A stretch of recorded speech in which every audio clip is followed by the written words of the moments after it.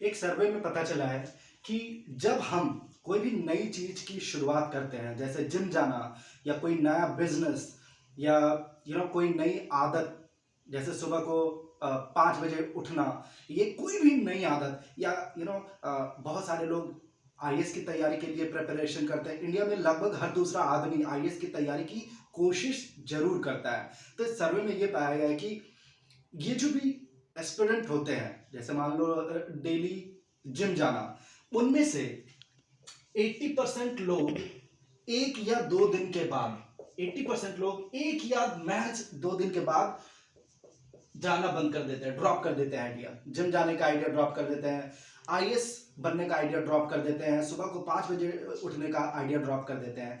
कहने का मतलब ये है कि हम अपने आदत के गुलाम हो जाते हैं। ये अपनी आदत को बदलना मुश्किल हो जाता है।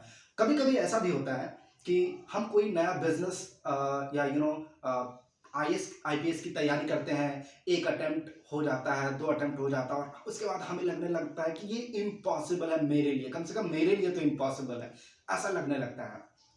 लेकिन होता क्या है, इम्पॉसिबल तो कुछ भी नहीं होता और एक सही समय या सही वक्त का इंतजार होता है।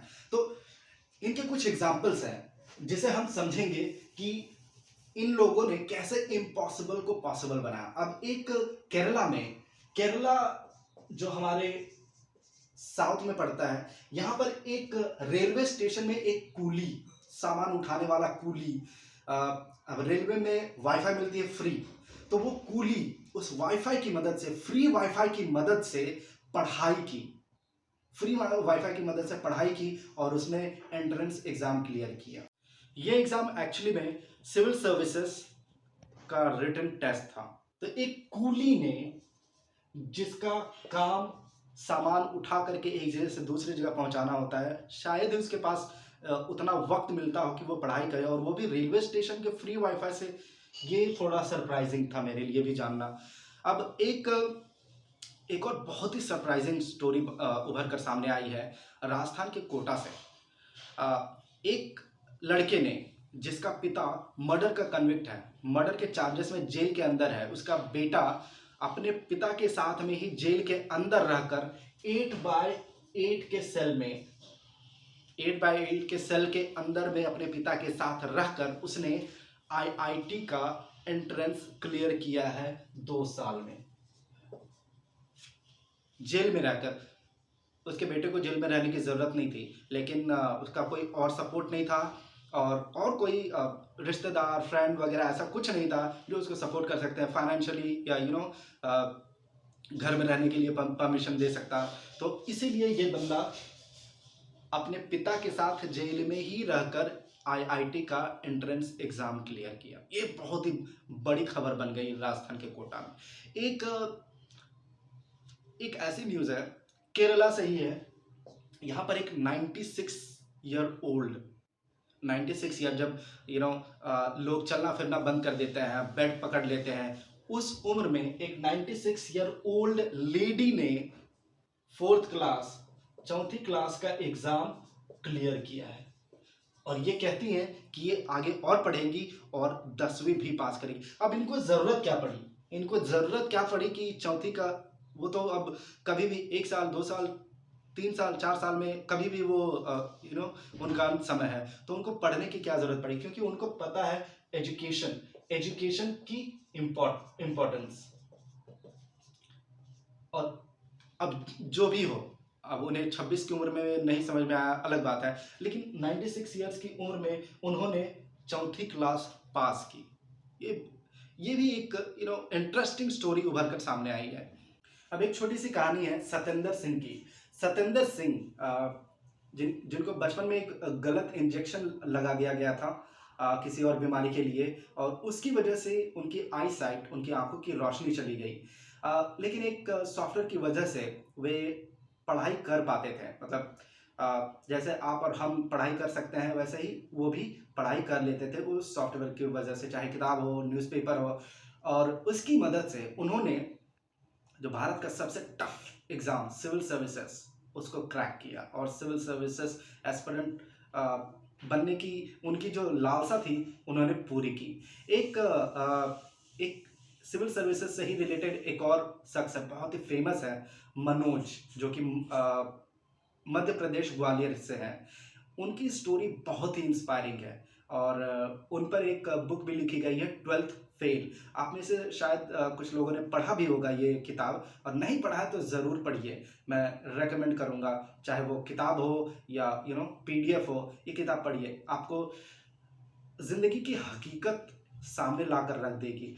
इस मनोज नाम के शख्स ने, जो कि आज के समय में एक आईपीएस ऑफिसर है, ये एक साधारण फैमिली से बिलोंग करते थे। इनके इनके माता पिता इनको मंथली खर्च भी नहीं देते थे, और उसके बावजूद इनमें वो साहस कहाँ से आया कि वो एमपी छोड़कर वो दिल्ली जाए विदाउट पॉकेट खर्च, और वहाँ पर जा कर के उन्होंने अपनी तैयारी शुरू की।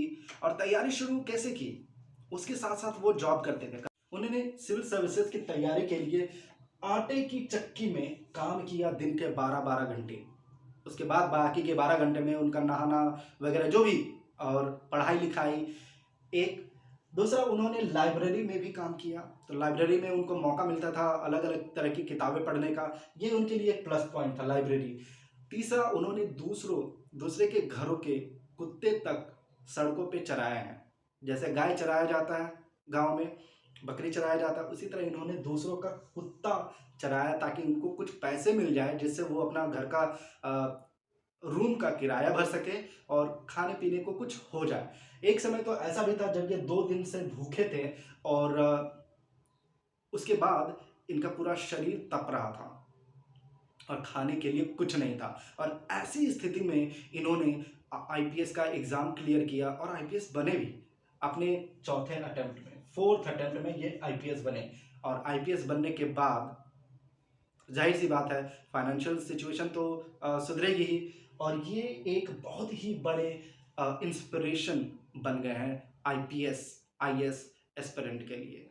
तो इन सब कहानियों का मोटा मोटा मतलब यही है कि हमें पीछे नहीं हटना है, हमें पीछे नहीं हटना चाहिए।